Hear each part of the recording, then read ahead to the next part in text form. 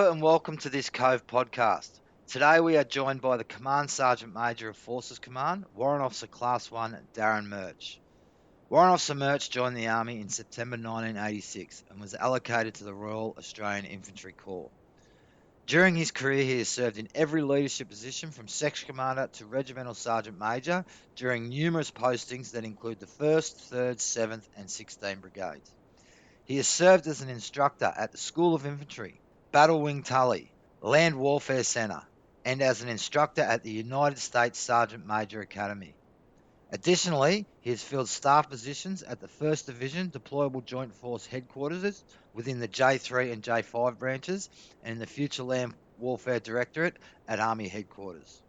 Warrant Officer Murch has been the Regimental Sergeant Major of the 8th 7th Battalion, Royal Victorian Regiment, 1st Battalion, Royal Australian Regiment, the School of Infantry, 16th Aviation Brigade, and the 2nd Division.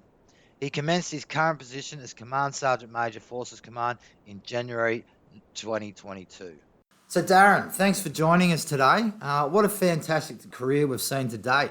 Why did you join the Army? Yeah, g'day Mark. Great to be here with the Cove again. I'm asked the question often, why did I join the Army? And I try to think back through my mind why that is. And I can recall right back from when I was really young, I'm told I was about 3 or 4 years of age, why do you want to join the Army? And for me, when I reflect back, it was all about just wanting to wear the uniform. But as I became a teenager, I realised that meant far more than just wearing the uniform. I actually realised I wanted to do something that was bigger than me. As a teenager, I didn't really appreciate what that was until I eventually joined the Army and realised by being in the Army, I'm able to serve my nation.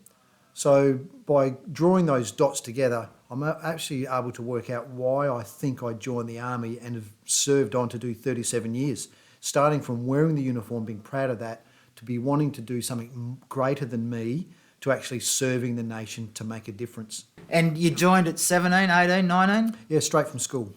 Wow, okay. And finished grade 11, 12? I left halfway through year 12. It was my 17th birthday on the 29th of July and passed my entrance exam, and then by the 16th of September I was in. Let's talk about times back when you initially joined. All right, so you joined in a peacetime army. What was Army like when you joined, and how's it changed over your career? Yeah, so during that time, it was during the 80s and the early 90s, which is what we often refer to as the Great Peace that the Australian Army found itself in. And when I think of that time in the 80s, it's through the lens of a digger. So that's what I'm thinking right now. So I didn't see a great deal other than we were doing lots of training. And it was training that we weren't qualified in compared to these days when to operate a certain weapon system you have to be qualified and so on. Back then it was just go and grab an 84, grab a Mag 58 whether you're qualified or not, and you actually just got stuck into doing some weapon drills and other types of really innovative exercises. But then as I progressed as an NCO, I really realised the Army was intuitive. It was doing what it knew from the gut.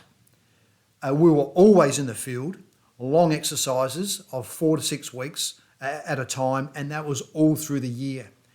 And we're able to focus only on a few tasks, which is a point of difference, I think, to contemporary soldiering. And those few tasks in my days was actually in the jungle, or you're in open country doing live fire exercises. One thing that is similar from back in the 80s to now, low numbers and low budget. Absolutely no difference between those times. What's different now is we're expected to do far more things in far more environments than when I was ever growing up as a soldier. I do think the Army, this is with the lens of me now being a warrant officer, is far more calculated and clinical with how it trains. People are interested in the deep whys behind things, and analysis is put into the roles, tasks, resources that we actually do. So whilst we are an Army that is innovative and have some intuition, I think doing our daily business in an intuitive way is not the case now. We are far more calculated and clinical to be accountable to our resources. Yeah, I definitely take the point of being away so much. I joined straight into the first brigade, which were mechanised at the time. We would go away for 3 or 4 exercises at Pucker. Not come home for 4 months. Plus, there was a lot of drill and also a bit of painting rocks. As a soldier, were there any examples of leadership that really resented with you? Yeah, so I think back when I was probably a senior digger at the stage. This is in 1RAR. I had a platoon commander. I think about this often. We had a platoon commander that thought he was going to give the guys a good chance to express what their feelings were and what their thoughts were of training. And now I think foolishly that platoon commander allowed the whole group to actually be quite open with what they're saying, to the point where the soldiers were abusing and completely disrespectful and insubordinate to that platoon commander. He'd become so friendly that he'd lost the judgment and the acceptance of his position of leadership. And when I think about the relationship within the platoon after that bit session under the breezeway, I saw that there was far less trust in that platoon commander than there was beforehand. Now, I'm sure those soldiers would have thought those things about the platoon commander anyway, whether he allowed them to speak their minds or not. But the moment it was aired in public, it undermined his authority within the platoon. So that one bad example has really sat with me throughout my career. Not that I don't want to appreciate what people think of my leadership, but I think there's a tactful way that leaders can apply to actually have some maybe 360 or 180 reflection on how they interact and engage with the people in their organisation. Now, some good leadership examples, when I think back to when I was a junior NCO, was the relationship I'd built with my company sergeant major, again in Delta Company of 1RAR. Been in the field for a long period of time, and we had to do this navigation activity for about 15 kilometres to get to a checkpoint.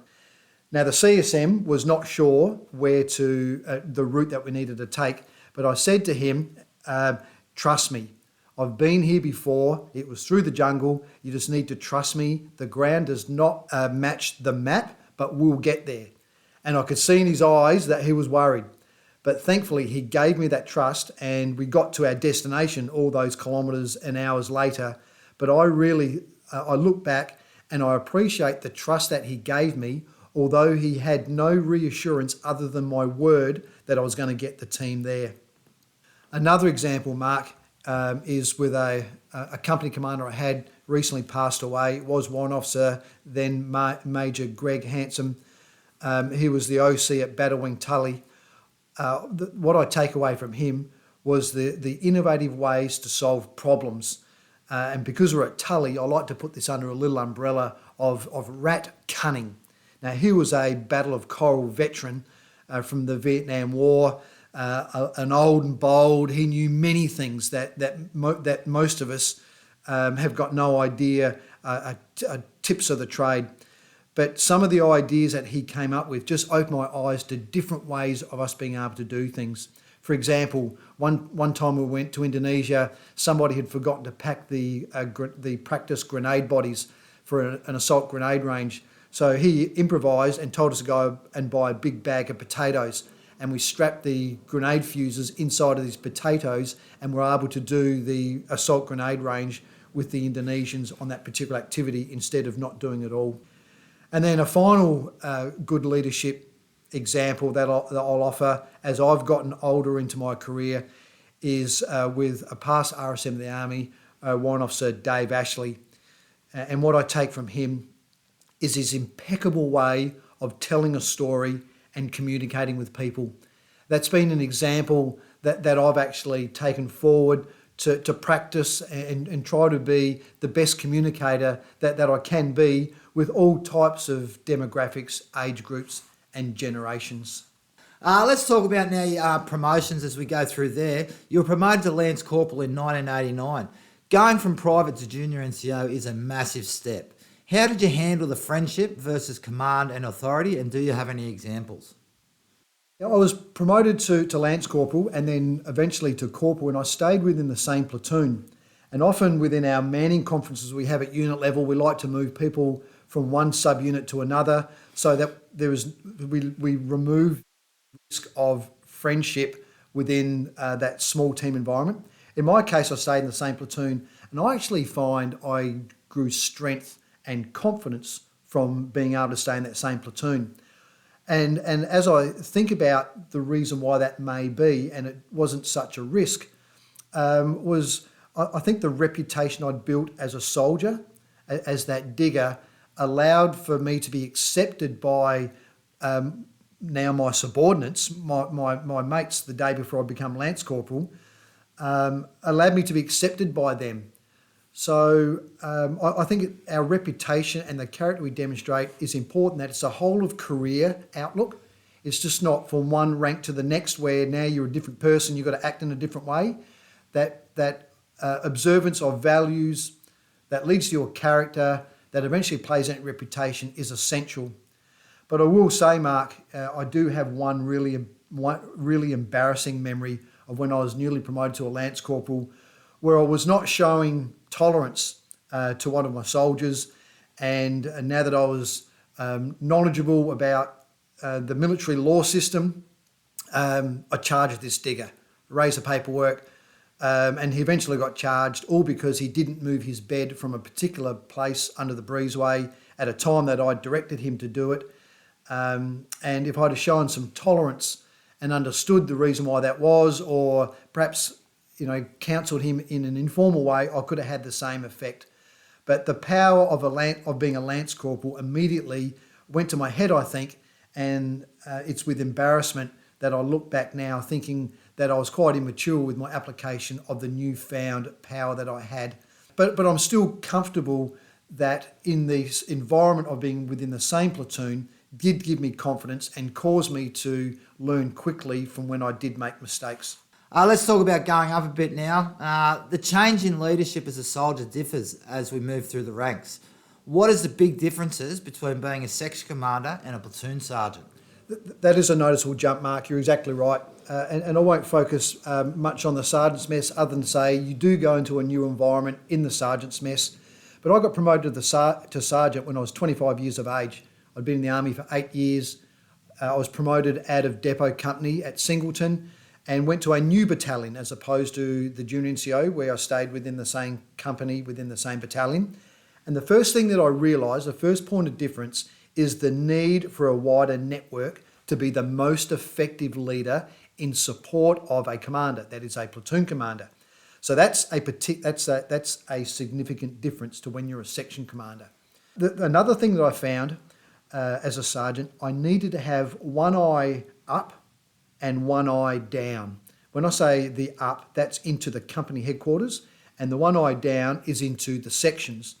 Where as a section commander, I just needed to have both eyes looking across my 4, 5, 6, 7, 9, however many soldiers within my section that I had, and just listen to the orders that my platoon commander was giving me, and then just go and do what I wanted to do at the section level anyway. So that's something that a sergeant needs to learn quickly: how to function within the environment of a company headquarters, and then how to influence and move your sections to be able to achieve what is asked of that platoon. And the third point I'll identify as a sergeant, that's a real difference from section commander, is actually building a relationship with the platoon commander. Now this is new, and it's something that the section commander doesn't necessarily get involved in, because the relationships the corporal has is primarily with the soldiers. You know where the orders come from, that is platoon headquarters, and you have your inputs and your discussions at that platoon headquarter level, but then most of the planning's done, isolated platoon headquarters, orders are written, and then they're given to the sections, and the seco just cracks on. In this case, the platoon sergeant is in the first situation they've got to build a leadership relationship with a commander. That carries on when you get to your company, your unit, and then higher levels all the way to forces command, where you are partnering with an officer who is accountable as the commander. Being that sergeant where you are not the accountable commander as a section commander is a real point of difference, and one that you need to grow into. Section commanders can always get away with being concerned about the results of their tactical decisions, but the platoon sergeant needs to be aware of the implications within the organisation. In this case, the organisation is quite small, being platoon, but the implications roll into the company. The sergeant needs to be aware of implications as opposed to the results of a tactical decision or training that a corporal has. Also, I'll say a corporal will easily be forgiven, but a sergeant will often not be forgiven. That'll be a person that will be held to account or held responsible for decisions and actions of subordinates. So you speak about keeping the one eye up as well. As we do hit the rank of a sergeant, we start to not only develop those below us, but also above us.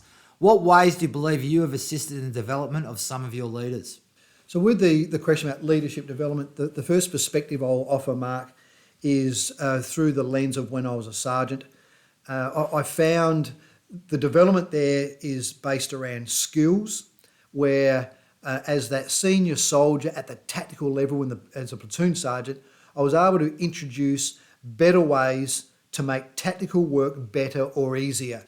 So as an example, doing lots of work in the jungle in those years. So I knew how to roll up the hoochie cord. I knew how to mark out track plans and perimeter plans and that sort of thing.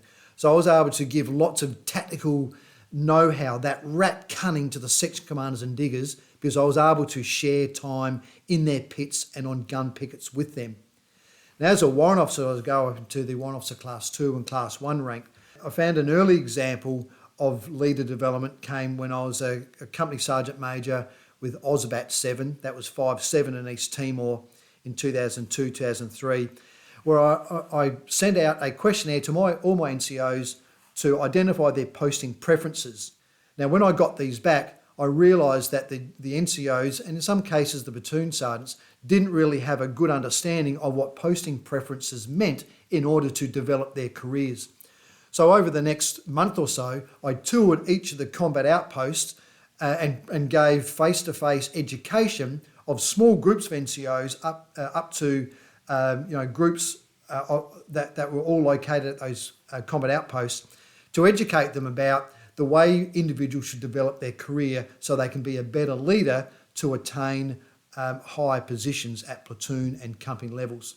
Now, as an RSM, I found that my experience at the organisation level allows me to develop programs that can actually assist individuals, teams and groups, and they're more frameworks than they are individual sessions that make people better.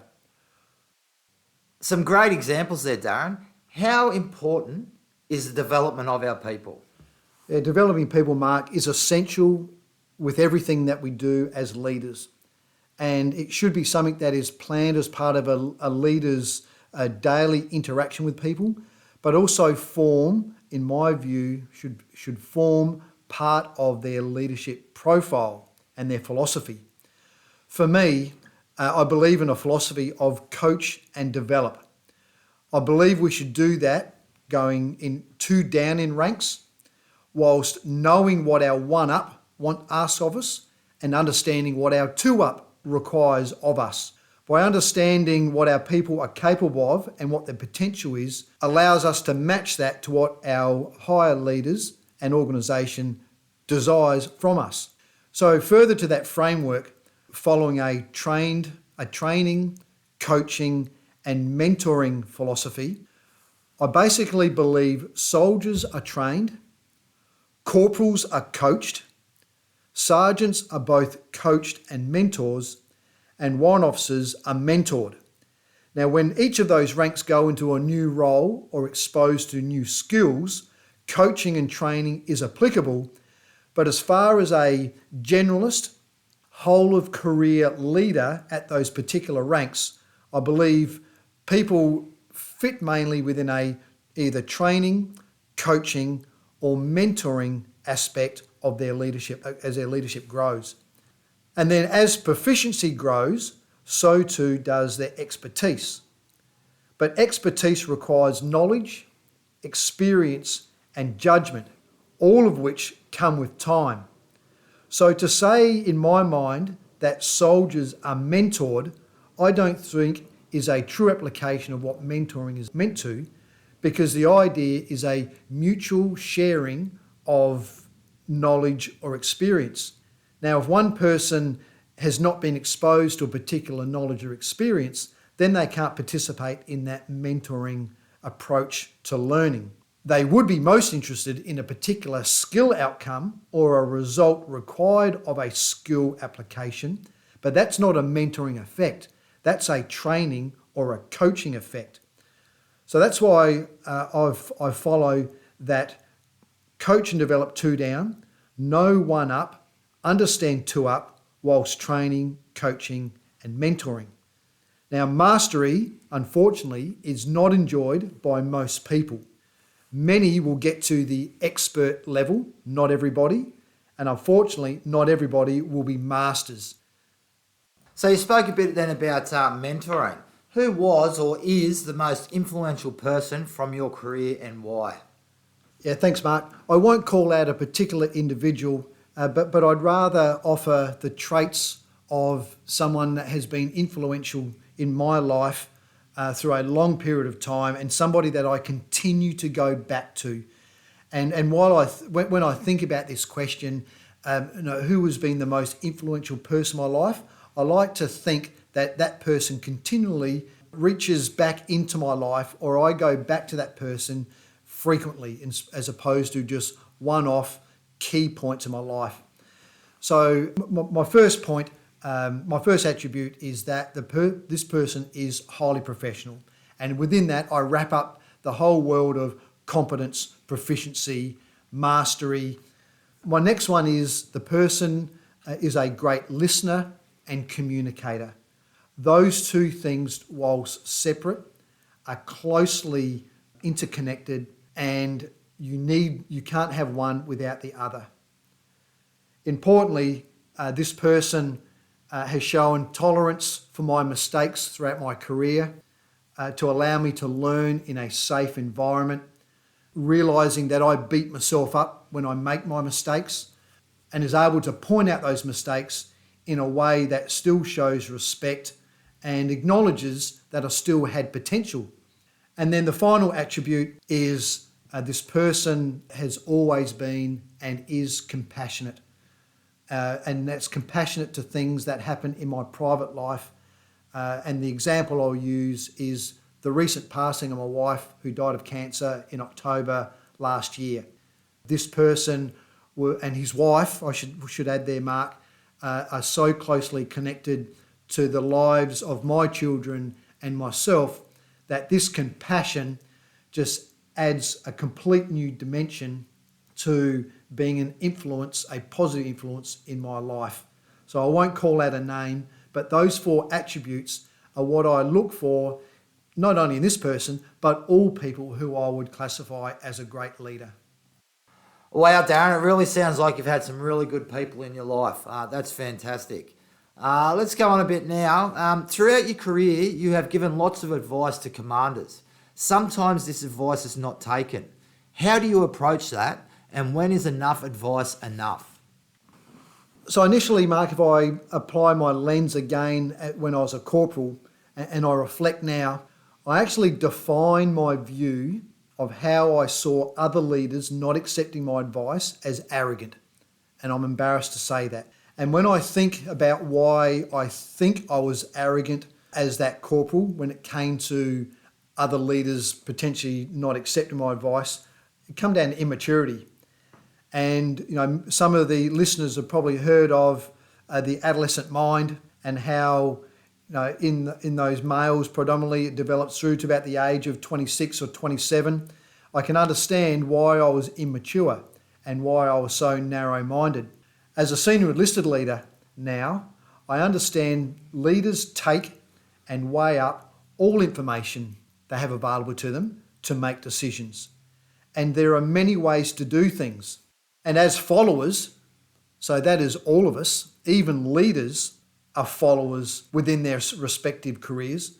We make our observations, we contribute to the things that we're asked to provide input to, or if we have a certain level of expertise, we're active in offering that advice, and then we execute with our full expertise and potential. So Not always will commanders and leaders take on our advice, but it is an important avenue that those same leaders have to measure what their judgment is in their minds so they can make the right decision. Not always will our ideas be taken up. Sometimes a part of our idea will be included into a plan. Other times it may be all of your plan, whichever it is. Once the decision's been made and our observations have been offered and we don't hold back on our observations, we then execute with our full expertise and potential.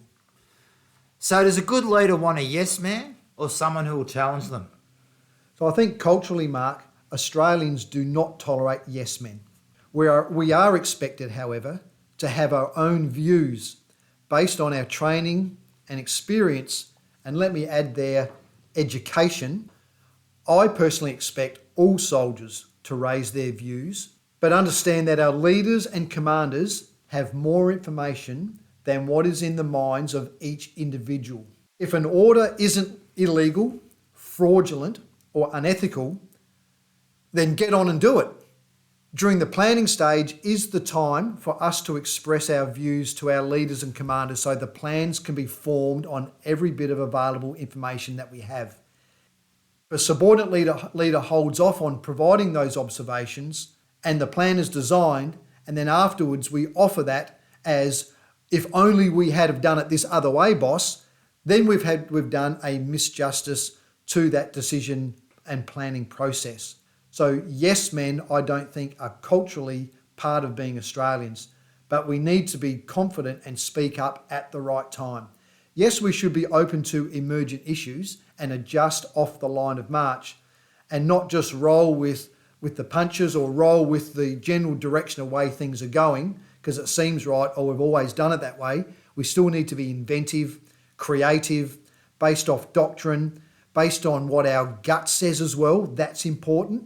But if things aren't being done the way you would like them to be, but they're moving in the direction that we know they should be, there is nothing wrong with allowing that commander's plan to go ahead. And Darren, what are you most proud of from your military career? For me, this is easy to answer, Mark, and it's the deployment that the Mentoring and Reconstruction Task Force 2, based on the 1 Hour Battle Group, achieved in Afghanistan in 2009 and 10. You know, that group that deployed to that country where there was much conflict brought out the best in our people. You know, they were involved in some dreadful circumstances. We had lots of casualties on the battlefield. You know, just listening and seeing soldiers on the operating table being so brave as they're about to go into surgery, not knowing what's going to happen with themselves, to the point where once they're recovered, go back on patrol in good order, in great spirit. And then seeing the camaraderie within the teams and groups throughout that battle group gives me great pride to see a large number of Australians come together in a country so far from home, but all united to achieve the same thing. Now, their strength came from them being Australians and them doing it for their mates, maybe not necessarily doing it for the country of Afghanistan, which I'm sure most or all people had in the fore of their mind. But to look left and right and be the best you could be for the Australian that was to your left and right gives me great pride to know that our battle group did everything they could to support that nation going through their presidential elections in the year war there, as well as put their lives on the line every day. You know, many people still call me to this day to have conversations about things that happened back in 2009-10, or just to check up on each other and to see that camaraderie continue. And I know it happens in many other smaller groups within the 1 Hour Battle Group and all the other battle groups. You know, for that reason, people just reaching out and showing concern for each other. That gives me great pride. And when I know that that exists not just within a deployed group, but it exists within our natural parent unit organisations, it makes me happy to know that soldiers are proud of being an Australian soldier and for one of the reasons that I joined when I was a young fella, to wear the uniform. Fantastic. So you talk about mateship there. What about family? How important is family to our military careers? Family, I would say, is critical, and I'll use that word deliberately against the definition of without it is mission failure. In the first instance, I think family is seen as those that are married with children, but certainly the people that aren't married, all our younger soldiers, all our single soldiers, their family extends into their mums and dads and their brothers and sisters and so on. So the use of family is equal whether you're married or not. But without the support of your family, the military member is a far weaker person than they would be unless they had the support of somebody or some people close to them. And I spoke just a short moment ago, Mark, about with my wife passing away last year, and it was with the support of my family that's allowed me to continue serving and be strong. And I could have easily taken a knee. I could have easily chosen to take long service leave, but I knew the place that I needed to be was here in my unit, was to be in the Army, and having done 37 years, I have a far wider extent of a family, and I see that as the family of Army. And whilst that may be cliche, when you're someone that has joined the Army from the age of 17, whose some of my other family members have passed away, my wife most recently, after 30 years of marriage, I see the Army is my family. And it's the support of those that are related to me in blood and those that are related to me by wearing the uniform and the rising sun that I see is essential in my life for making me a strong, resilient person. So to all those listeners that are wearing the uniform, I feel that I'm connected to you in some way. For those that aren't wearing uniform and maybe our interested civilian enthusiasts in the profession of arms, I can reassure you that the strength we get from any person, whether related or not, that gives us support, makes us better in service. Wonderful answer, Darren. That sort of wraps up what we come here to do, but I wouldn't be from the Cove if I didn't ask you, what is your most favourite Cove article?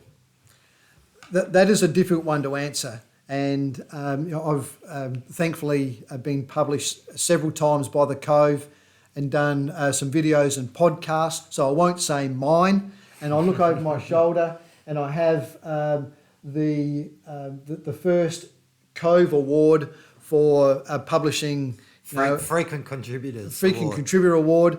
And that was humbling to me because I drew great pride from being able to give back some of my thoughts to the audiences that were so interested in reading what I had to say. But what I don't have a particular article I'd like to offer here, but what I do get a real kick out of is hearing and reading the thoughts of our NCOs, our warrant officers in particular, and our junior officers. The great ideas that group have and can offer to the profession of arms makes us a better organisation. And the Cove gives us a platform where we can air those. So they're not tucked in some computer or a notebook because we've been thinking about them on a dark night on exercise.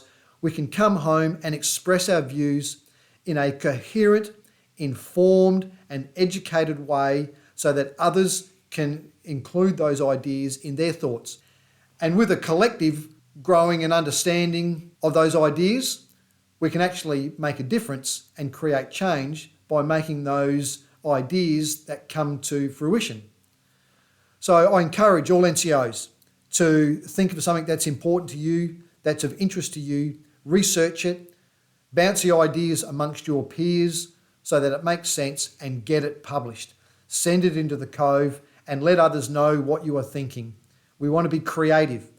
This is a time where we need to move forward. We want to make our organisation the best it can be, and we do that by demonstrating coherent thought that makes sense and makes a difference. That's a wrap, Darren. Once again, thank you for supporting the Cove and thank you for taking the time to conduct this podcast. We look forward to some more articles from you in the future. Darren currently has 22 articles on the Cove, and if you want to read them, go to cove.army.gov.au and type Darren Murch into our very user-friendly search bar, and the first result will be his frequent contributor article, which has links to all 22 articles. To our viewers, thanks for listening, and don't forget to download the Cove app. It's PME in your pocket, anywhere, anytime.